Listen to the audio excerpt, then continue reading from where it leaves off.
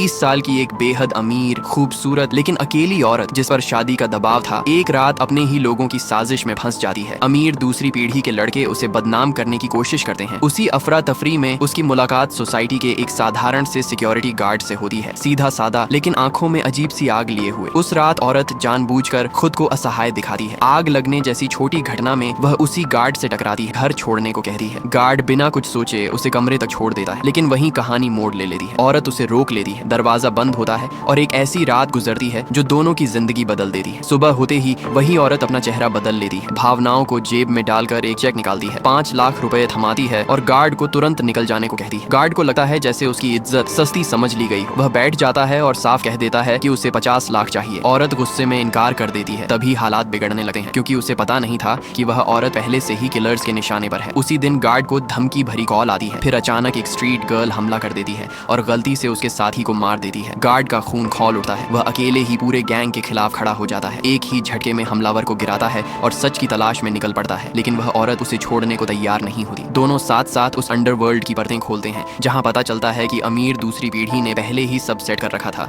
Guard को रास्ते से हटाने के लिए लोग लगाए गए थे। जब दुश्मनों के इलाके में घिर जाते हैं, चारों तरफ हथियार बंद लोग, तब गार्ड पहली बार अपनी असली ताकत दिखाता है। अकेला आदमी दर्जनों पर भारी पड़ता है। औरत हैरान रह जाती है। उसे एहसास होता है कि ये आदमी सिर्फ सिक्योरिटी गार्ड नहीं है। अगले दिन वही अमीर औरत उसे शादी का प्रस्ताव देती है। सब कुछ देने को तैयार होती है, लेकिन गार्ड शांत स्वर में मना कर देता है। कहता है कि उसे जरूरत से ज्यादा आगे बढ़ने वाले लोग पसंद नहीं। ये सुनकर औरत का अहंकार टूट जाता है। गुस्से में कहती है कि वो उस रात को कुत्ते के काटने जैसा समझेगी और चली जाती है। लेकिन खेल यहीं खत्म नहीं होता, क्योंकि दुश्मन अब खुलकर सामने आ चुका है और असली जंग अभी बाकी है। आगे क्या होगा, कौन बचेगा और कौन गिरेगा, जानने के लिए लेफ्ट नीचे कोने पर क्लिक करो और अगला पार्ट जरूर देखो।